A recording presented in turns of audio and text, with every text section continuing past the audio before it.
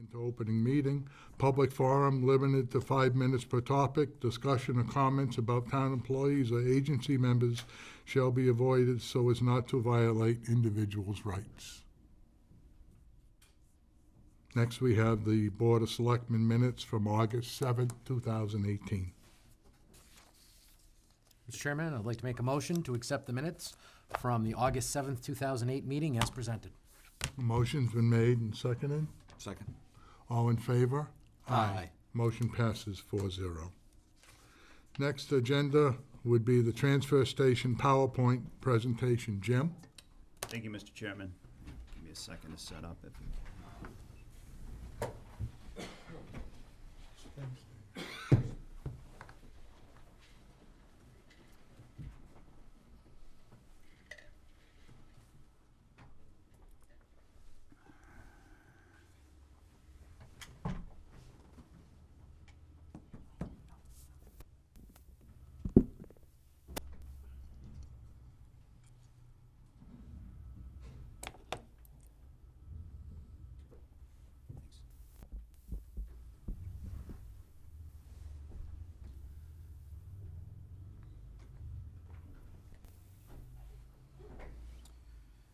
Thank you, Mr. Chairman. I figured it was time to do an update on the transfer station. I think we skipped it last year because things were running relatively smooth. And things are still running relatively smooth, although we had a little hiccup and the revenues are down a little bit. So I just want to have a discussion about what's going on down there and what the current condition is. I don't feel like we're at the point that we need to raise either sticker fees or bag fees, but you know, as I've done in the past, I've kept the board up to date of where we're at and predicted things in the future. You know, I feel like we laid out the increase in 2014 of the sticker fee going from $30 to $40.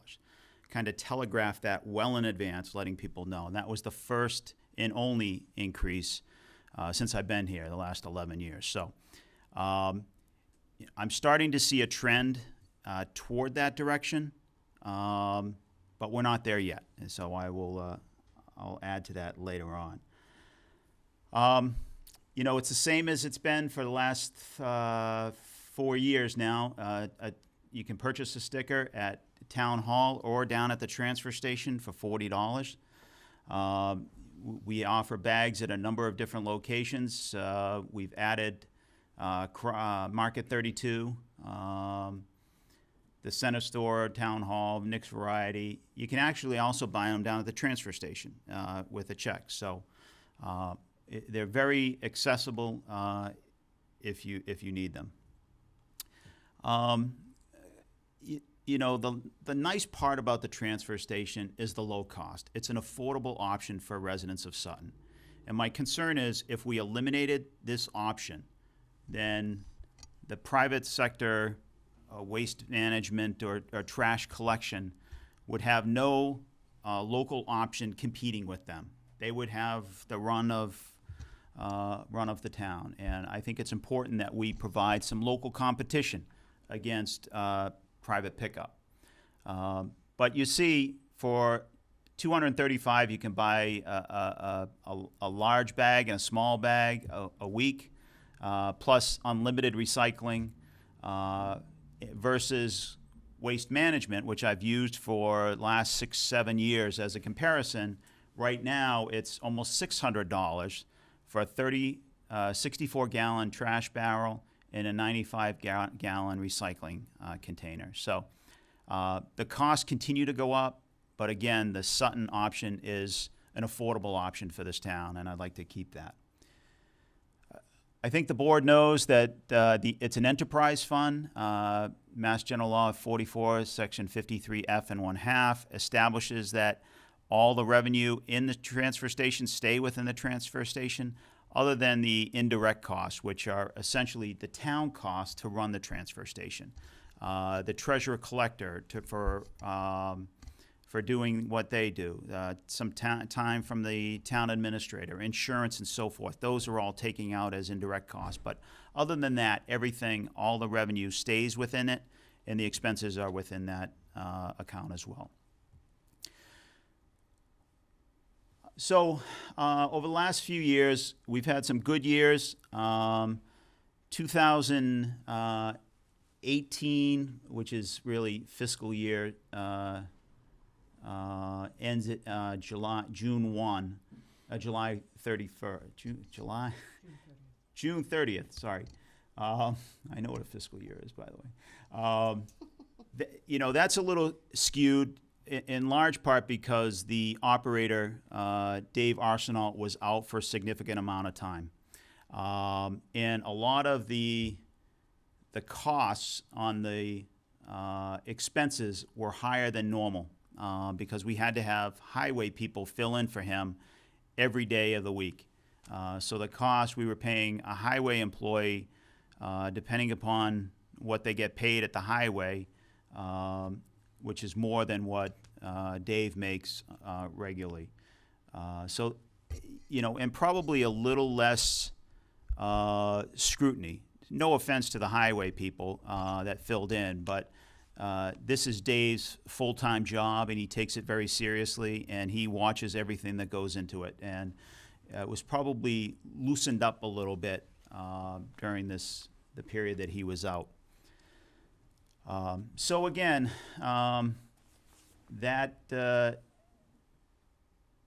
the revenue number is a little lower than we had hoped for.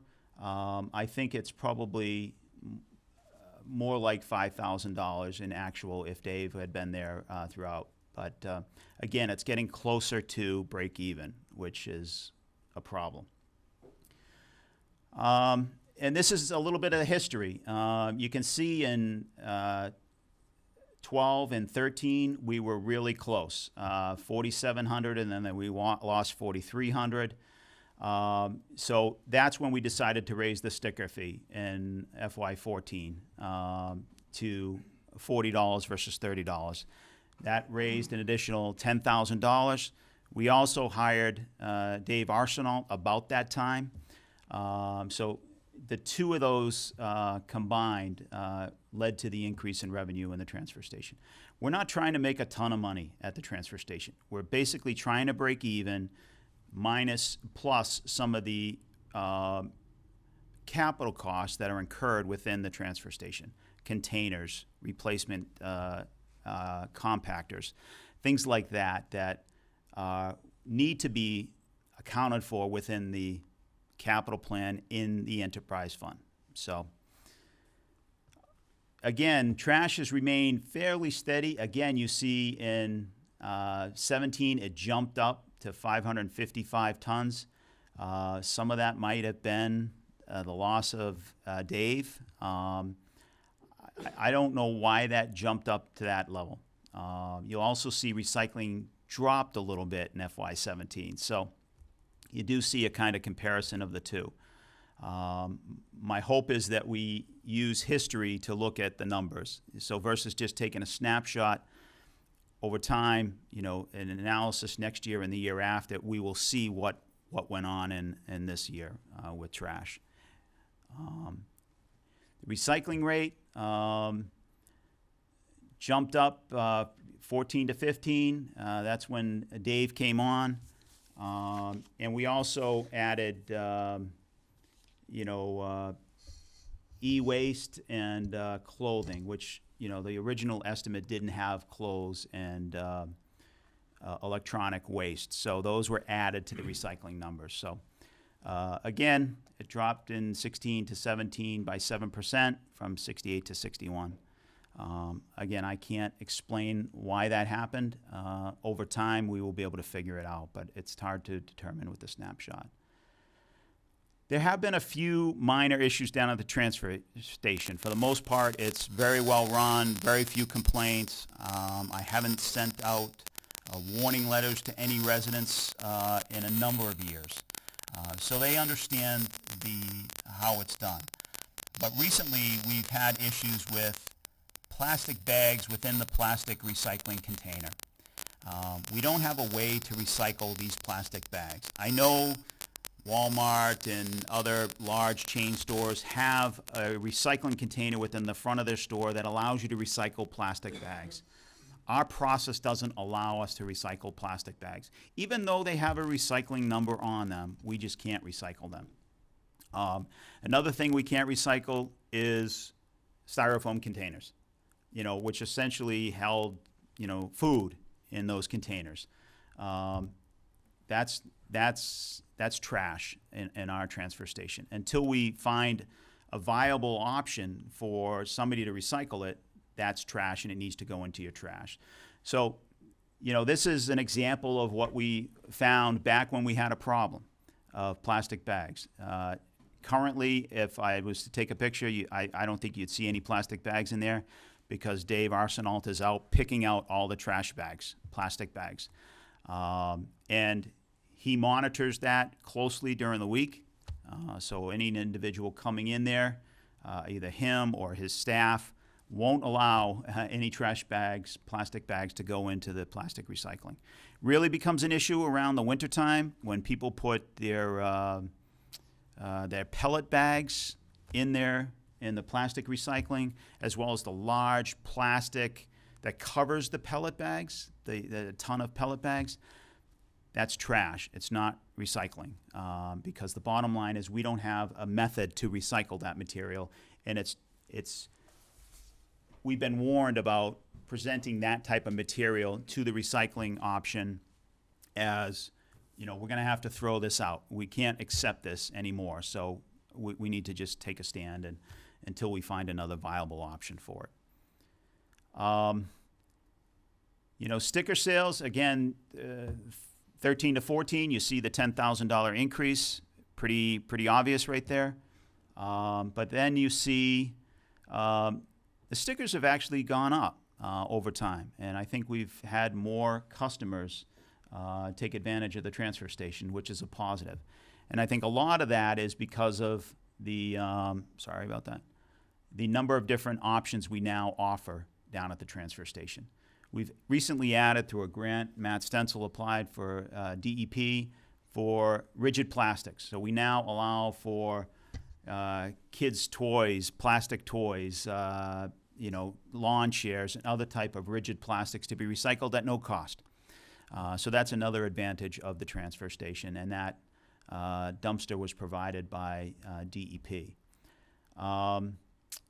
We offer screening and chipping, screening and composting, and we've got a large pile of material that's available for customers to come and take material out of that. Brush chipping twice a year. We offer it in the fall and in the spring. You can bring your brush down there if you have any, and we do the brush chipping for free at no cost to the residents. We offer free firewood whenever we cut down trees, a number of trees during the winter time, or whenever we cut down trees. At times when times are slow in the highway department, we bring the wood out, and we have an area in town that we separate and split the firewood and bring it down to the transfer station on various days of the week, and within 5 to 6 hours it's all taken. A couple cords of wood easily. So again, it's another advantage of being a member of the transfer station.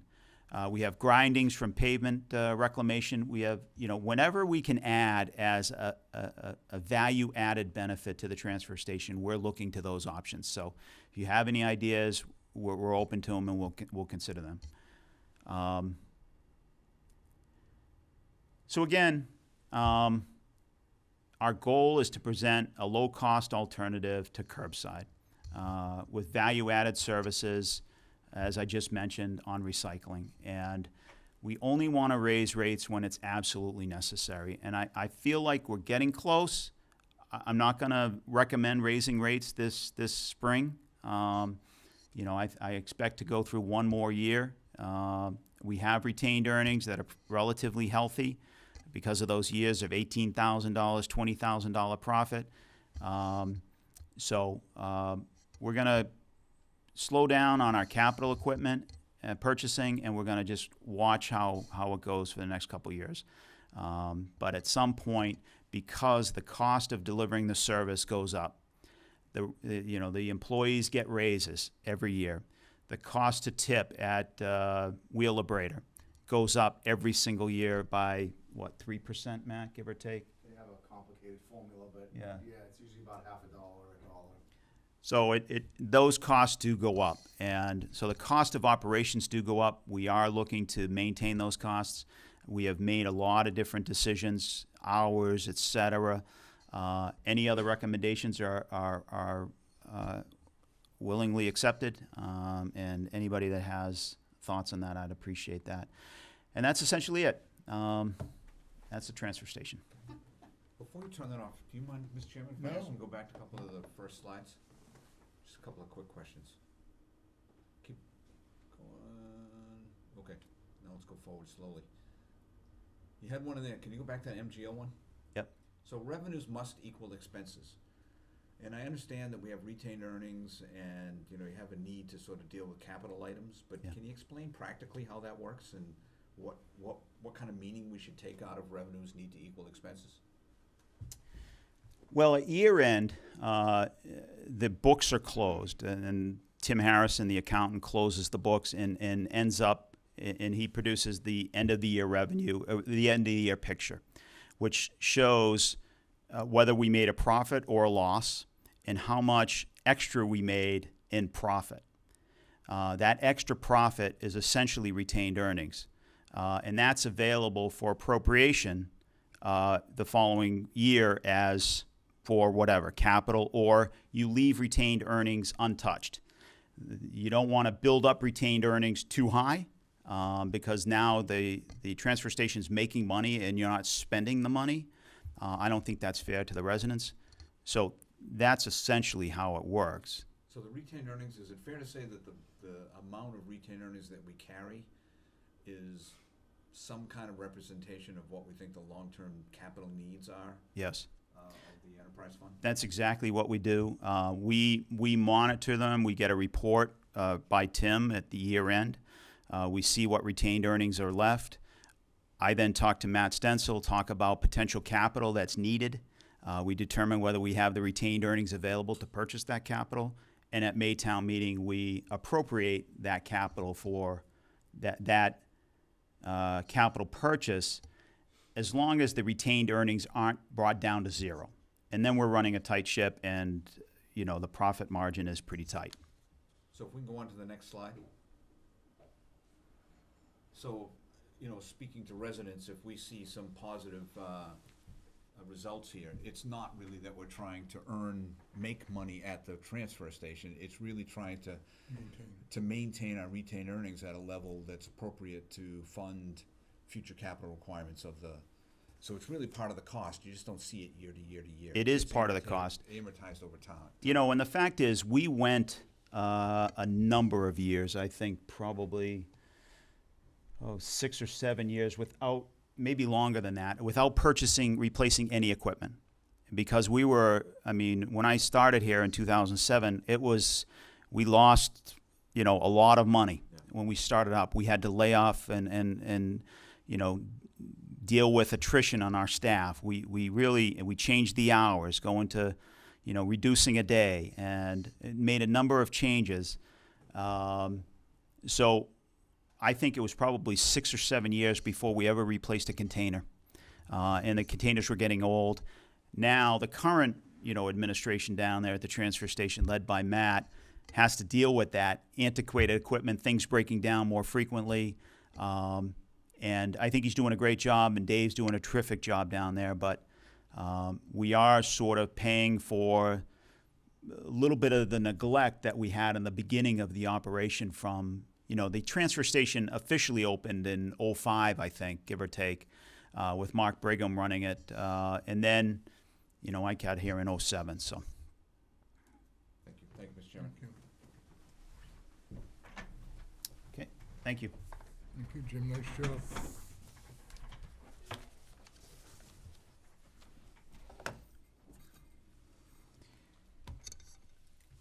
Next would be the town manager's update. Jim? Thank you, Mr. Woodgen. You want to just run through Oh, I'm any sorry, questions or yeah. anything? So, Dave. I really don't have any further questions. I just, since you're here, Matt, I just want to welcome you, and, you know, it's an opportunity for us to thank you and Dave for the great job that you do down at the transfer station. Thank you, both of you. Do you have anything to add to this presentation at all, or? No, that Jim had everything, He had it everything covered. on there. I think we're doing pretty well, but eventually, the little bits that everything moves, the cost moves, add up, so, Yeah, at some point, we'll have to, think about changing the prices, but right now, everything's going pretty well there.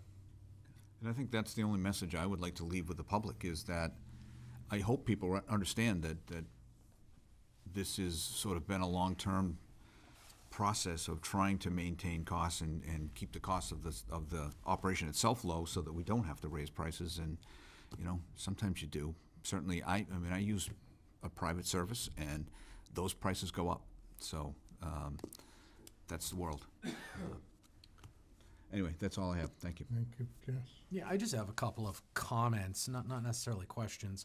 And this kind of goes back to, some of the things that popped up on social media not too long ago. One of the issues that you addressed tonight in terms of the plastics in particular. One of the things that the public needs to remember is that it's not the town telling people you can't throw things out, but rather it's the market that controls what we can take. Ultimately, plastics in particular, yeah, sure, most of the things that are made out of plastic has that recycling seal on it, that symbol, but not all purchasers of plastics look for every last number available. Certain recyclers only want number 5 plastic. Certain ones want number 3. But the thing you can remember, in the picture that you showed, hopefully it came across to the public, demonstrated it brilliantly, is that if you just throw everything into the compactor, you end up with more trash than actual recyclable plastic. And I spent a lot of time down there talking to Dave, simply because, this is a very important operation for the town, because this is a chance for, at least in my opinion, as a long-term user, for the town to show off, the fact that, we're thinking about the residents. And a couple of the things that he told me is not too long ago, he had to get the plastic dumpster taken away every 6 to 7 days, because more than 50% of it was trash.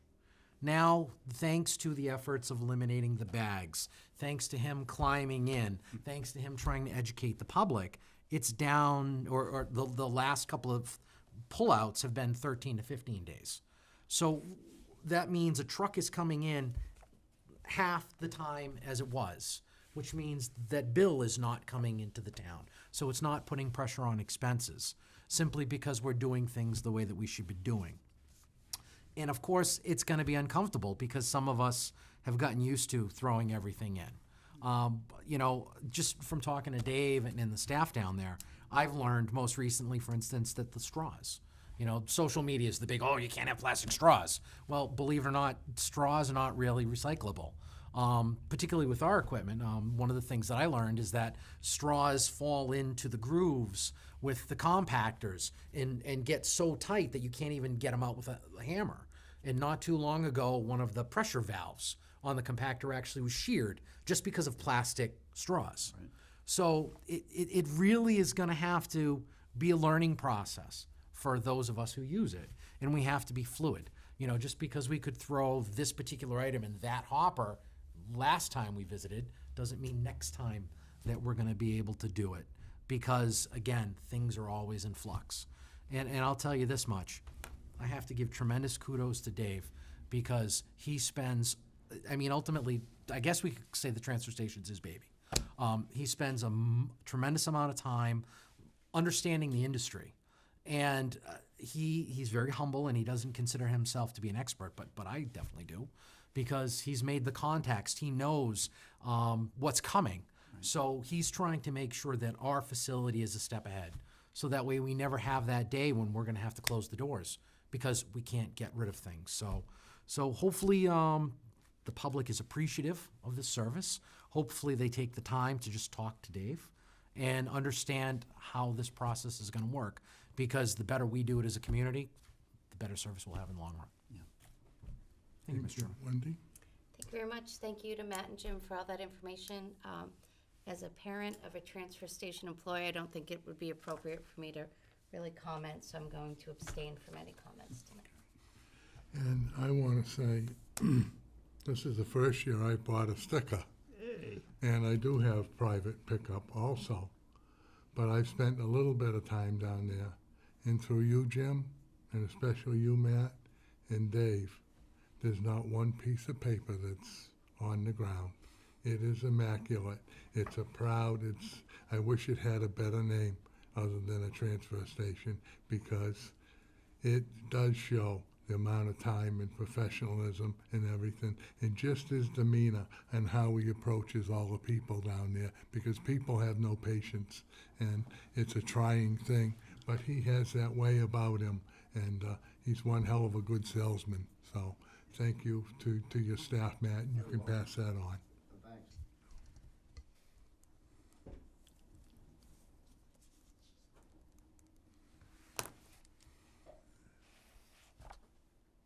Anything else? On the transfer station, no. Town managers update. Thank you, Mr. Chairman. A few updates for the board's consideration.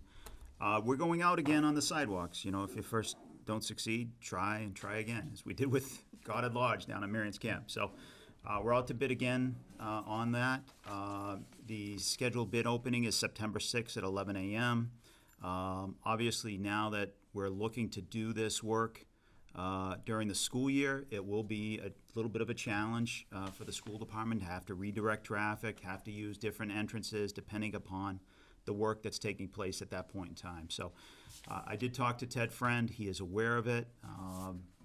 It's such a fine time frame to go out to bid in April for construction in May and early June. And ultimately, it's probably not the best time to get sidewalk work done, which is generally done at the end of the construction season. You know, that's when you see all the handiwork. Paving companies like to come in and do the big jobs, paving roadways, et cetera. The sidewalks and the concrete, et cetera, is a special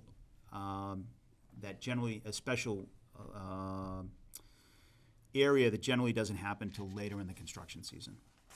Town meeting article. One of the articles, we're recommending eliminating the solar overlay district.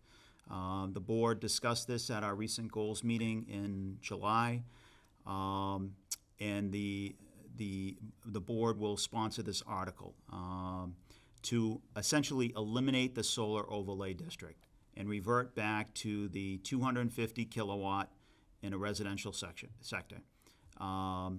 The planning board has sponsored a number of articles, fine-tuning a lot of the solar issues, but this is the big one. This one will come first in the warrant, and if this one's approved, then the other ones probably are important if a town meeting ever decides to revoke or change the decision on the 250 kilowatts. That's site plan approval. That gives the planning board additional control over any large solar array in town.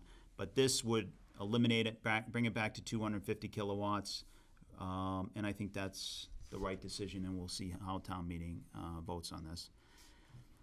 Also, an additional article on town meeting is I would like to get town meeting's approval to sell the gravel pit material.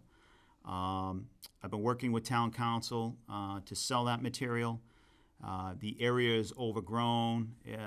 We no longer use it. It's just a place to store different stuff. In addition, the state of Massachusetts adopted OSHA regulations for municipalities. Now we have to deal with OSHA, and OSHA has a huge part in gravel pit operations. The slope of the hill and what you're cutting into. The slope needs to be appropriate.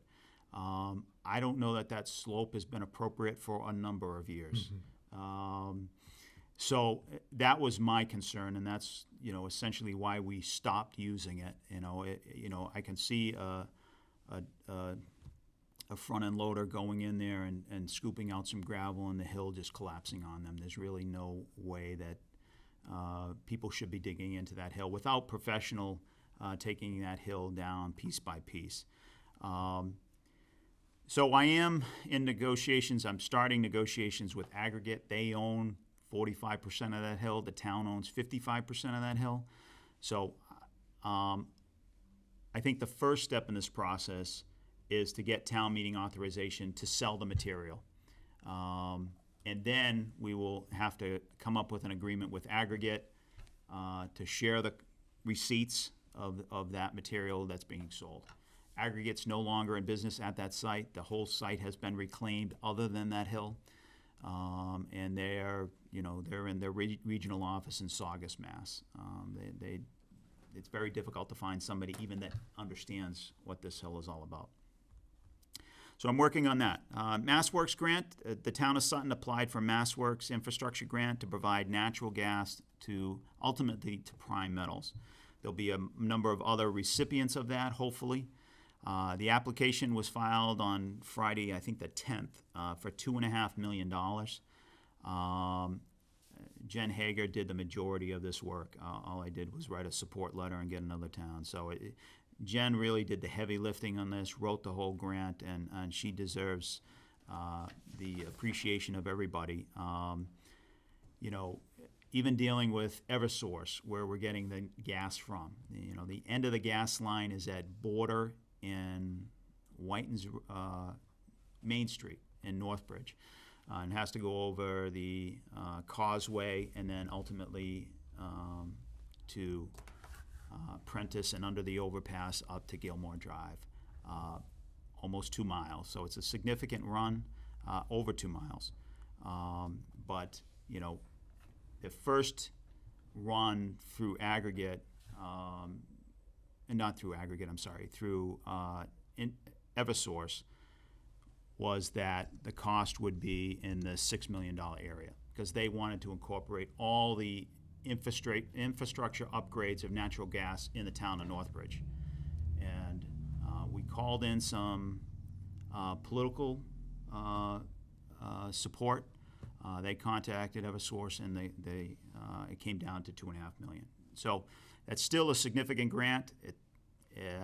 So we'll still need to, you know, hope that the state has the desire to retain 275, almost 300 jobs, a third of which are manufacturing. So hopefully we're successful in that grant. MRA triathlon has been canceled. The numbers have been dwindling. This year numbers are significantly down. Alex is going back to the drawing board and figuring out whether his organization can support 2 triathlons. The sprint is still very successful at the beginning of summer, but this one was an attempt to get other competitors. They haven't been successful. Municipid, we're currently advertising surplus supplies on Municipid. The items will be auctioned off beginning on August 23rd. One of the items is a 2001 Ford dump truck, a number of camera and recording equipment from the cable operations. There are other items that have been posted in the Millbury-Sutton Chronicle, and maybe we can get a list to the board of those items. We have a They're list. attached to the agenda. Okay, great. And ultimately, the last one is the update on the cell tower. This has been a constant. I communicated with John Arthur. He got back to me after a while. I think he was sick of hearing from me at one point in time. John informed me that construction was finishing up last week. They were at that point, going to turn it over to the operations division to have them begin testing all the equipment. They are currently in the process of testing all that equipment. I drove by last night. There were 5 bars on my cell phone, so I don't know whether I just hit it at the right time.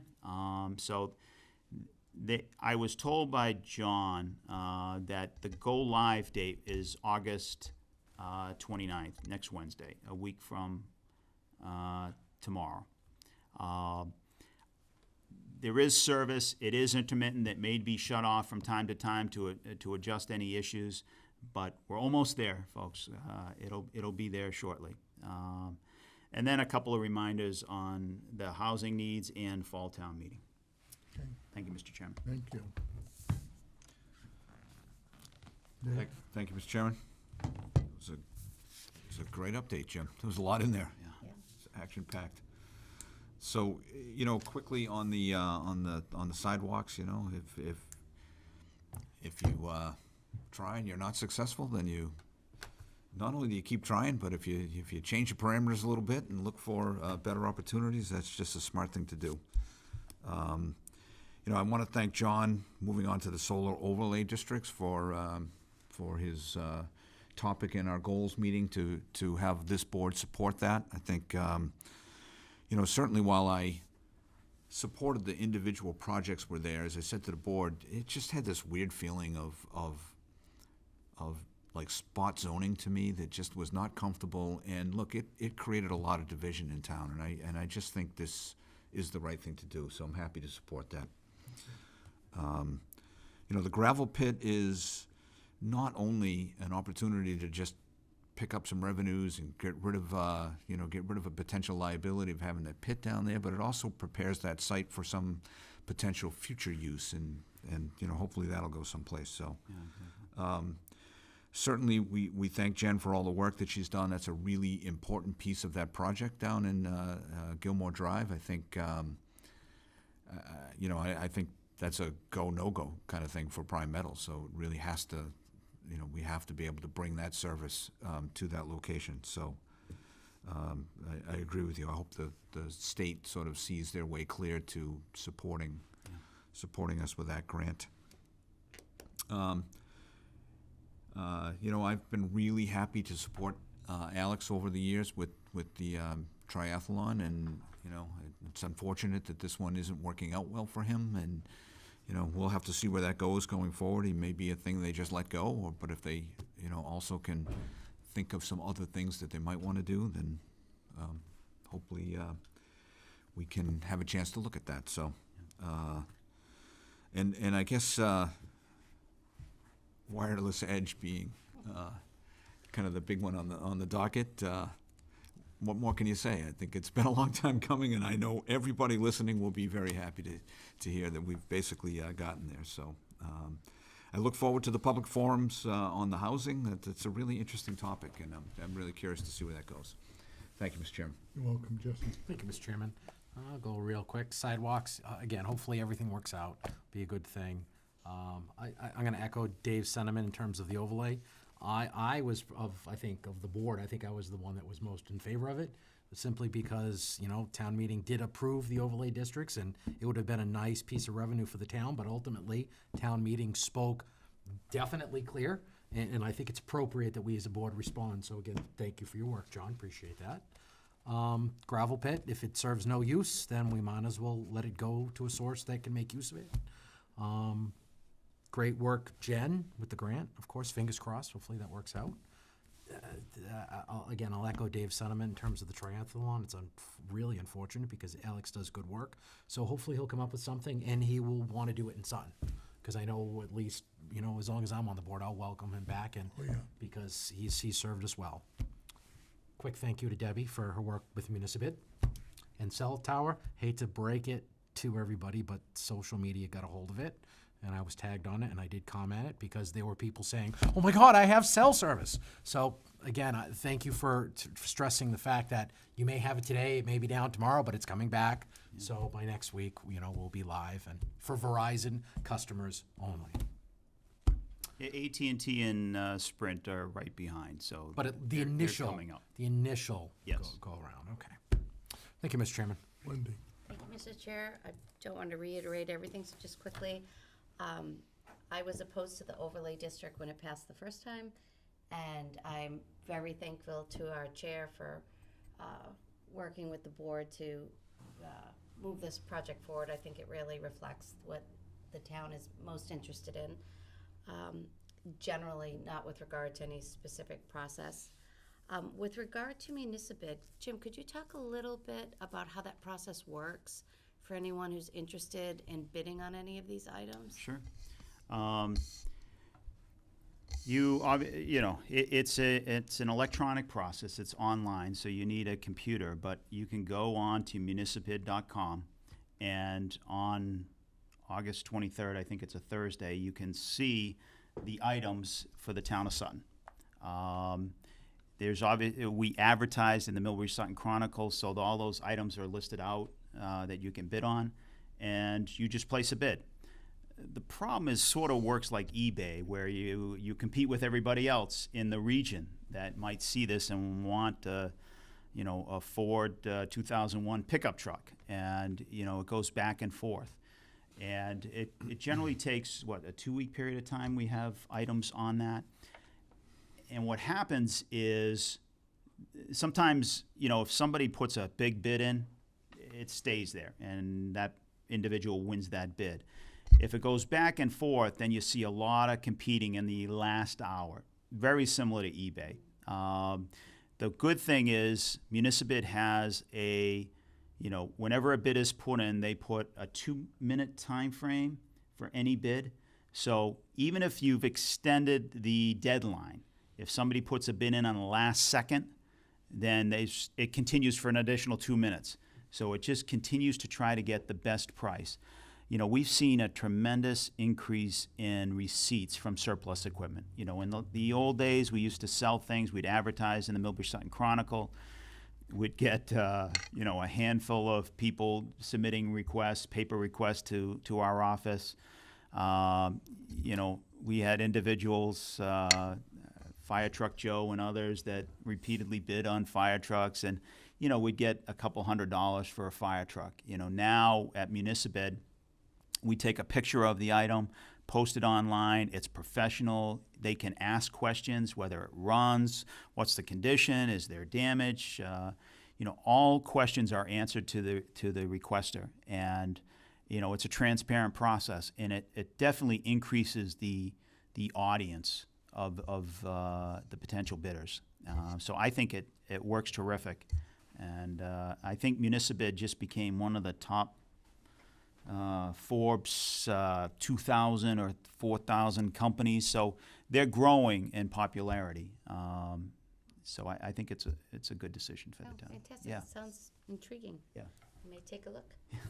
I just, again, wanted to thank Jen for her work on the gas line project. Writing grants is oftentimes a thankless job, very thankless. And just with regard to the cell tower, I had alluded to it earlier. I live in West Sutton, and my phone rang for the first time ever, oddly, last night, and it startled me because I've never been able to get my cell phone to ring at my house. So, maybe I can get rid of my landline. That would certainly be lovely. But that's all I have for tonight. Okay, Thank you. And I have nothing. I go along with my colleagues. One other update, Mr. Chairman, I forgot to mention that on September 11th, there is going to be a National Day of Honor and Remembrance on that particular day. This is being done by Will Edwards, who's a member of, what is the 351? 351. Yeah, so a member of the Boy Scouts. It's at 6:00 p.m. on Tuesday, September 11th. Obviously, we have a board meeting, but if any board members can attend that for a few minutes before the meeting, that would be appreciated. Ryan Fatman will be there, and I think it's just a great event, and I appreciate Will Edwards, whose father is Bruce Edwards, on the school committee, for undertaking this event. Thank you. And we have any announcements? I'm all set, Mr. Chairman. Of course I have some. Apologize. First, I'd just like to share with the board, I went to the Manchog Pond Foundation's annual meeting last weekend or the weekend before, I forget. And I just wanted to report back that the foundation was definitely appreciative of the fact that we as a board endorsed their desire to go ahead to apply for approval for their toolbox. They actually gave a big presentation on it, and all the members were appreciative. So that was definitely good. Saturday at Waters Farm is another Italian supper, 5:30 to 7:30 p.m.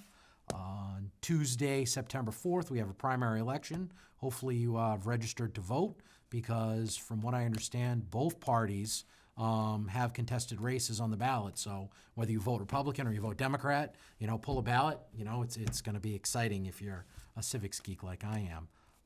Both polling locations are going to be open, correct? That's correct, yeah. 7 a.m. to 8 p.m. 8 p.m. That's correct. All right. September 8th, we have the Dudley General Chicken Barbecue. I'm only mentioning that because we're not going to convene before that happens. That's noon to 5. And lastly, this is another call out for the Historical Society.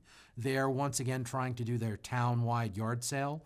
Residents have the ability to, have the yard sale at their house if they want, or purchase a spot next to the blacksmith shop, and all funds go to the Historical Society.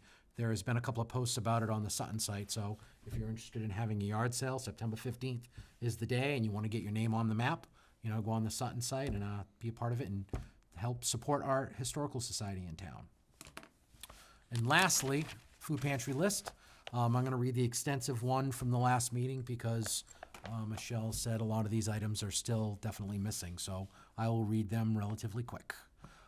Quick bread mix, crackers, mustard, cake, instant cake varieties, paper towels, canned potatoes, white rice, brown rice, beef stew, razors, both men's and women's, shampoo, dish soap, women's and men's deodorant, and laundry detergent.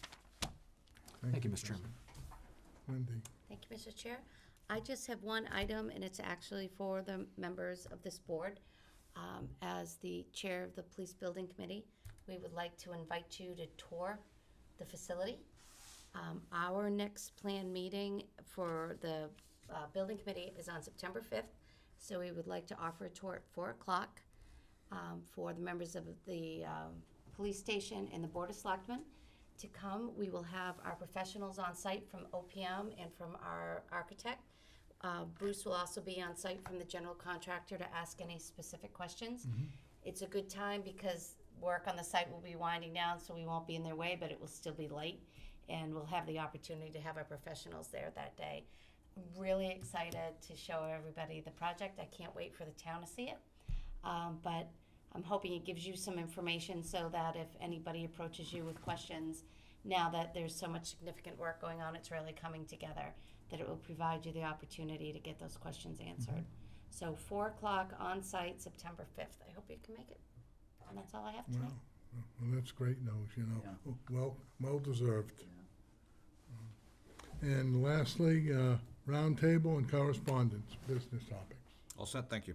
All set, thank you. I'll set this evening. Thank you. And I am all set, and I'm gonna ask for an adjournment. So moved. I'll second that. All in favor? Aye. Aye. Motion passes 4-0.